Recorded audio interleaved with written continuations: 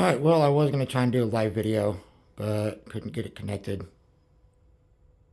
So, as a lot of you know, I do have my own sound equipment and stuff. What I need to know is this. So back in October, I was doing a festival and blew a resistor type crossover that, plugging in the back, and it, one part feeds the woofer, the other part goes to the crossover. The crossover had two different resistors, one for the horn and one for the tweeters. They don't sell that part. They can sell a new speaker, not the part. So the question is, should I just buy the new speaker? Or should I do this? I have some 17s that were given to me. They were old church PAs. The friend who gave them to me didn't know why they were taken out of the box, out of the cabinet. But they were, and given to him. He didn't have a use for them. Whatever the deal was, so he gave them to me. And yes, that's the crossover pretty much that was in those speakers. So, what I could do, I would need somebody that could actually help with this, is to build two new cabinets with good wood and have the 17, 15 tweeters, two horns with some sort of crossover feature. And instead of doing just one, part that one out, build one speaker, and then take the sister speaker to it, go ahead and part it out, and again, make another 15, 17 horn, and 4 tweeters. If anybody knows anything about that, get with me. We can figure something out. We can design some boxes, get the port holes, get the speaker holes, and all that stuff cut in place. Get some good material to make sure it doesn't rattle, stuff like that. And just have two big PAs. Because I got the two 15s, the dual 15s right there. Just like the singles, only it's got the two woofers. To do the 15 and the 17 with two horns and 4 tweeters, it can push out a lot more sound than just those. Those are rated at 3,000 watts each. Peak power. I don't remember what RMS is.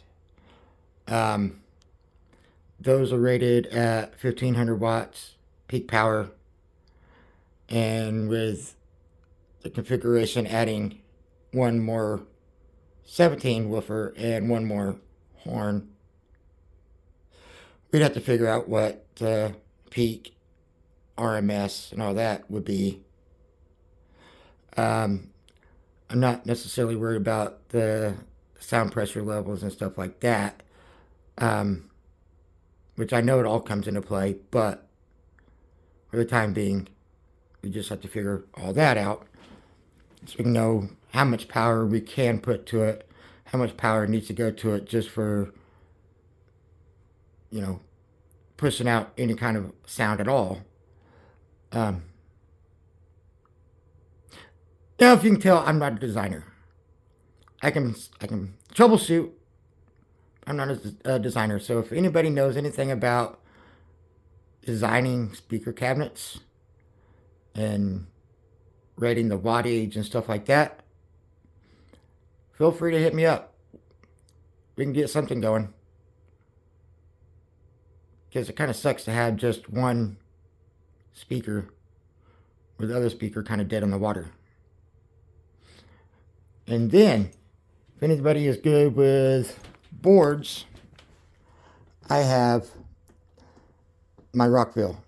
I had somebody that took it apart, looked at it, couldn't really figure anything out. It blew a capacitor at the same event. This is the one that my subs were going to. if anybody thinks they could go through and figure out like how to replace a capacitor, get a good capacitor that actually matches, and then also go through the board and find out why it blew in the first place. Like there were some other little marks on the board that shouldn't be there, like signs that something else had gone wrong. If anybody's good with that. And then my other amplifier, I have three of these, two 7,000 watts and a 10,000 watt. This is one of the 7,000s. Then the other 7,000, the fan wasn't working, so we took it apart and realized that, it was the back fan wasn't working. Took it apart and realized that the front fan wasn't working either. So somewhere along the circuit board, the little DC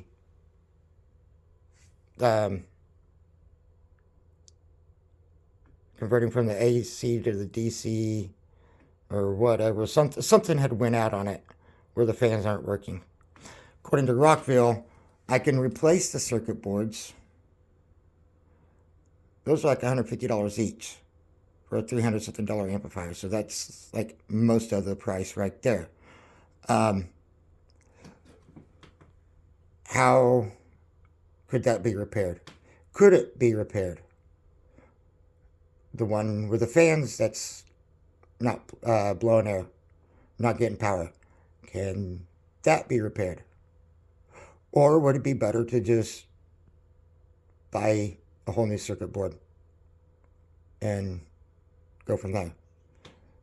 If anybody has any ideas or could offer any kind of assistance on that, let me know. Same with that. Let me know if you think you could help me build a whole new set of speaker cabinets using the parts. And yes, there is another woofer, another 17-inch woofer. I just wasn't going to drag it out. Yeah, if anybody could help do that, let me know. If it's not going to be worth it, if it's easier to just replace the speaker, let me know. If you happen to know of anybody that could potentially help, feel free to tag them, share the video, whatever. Yeah, let me know. I'll be posting this on my page and also in my YouTube channel. So, whatever help you guys can give, I'd like to have my stuff up and running. So, alright, thank you guys. Peace out. Don't forget to support your local music industry.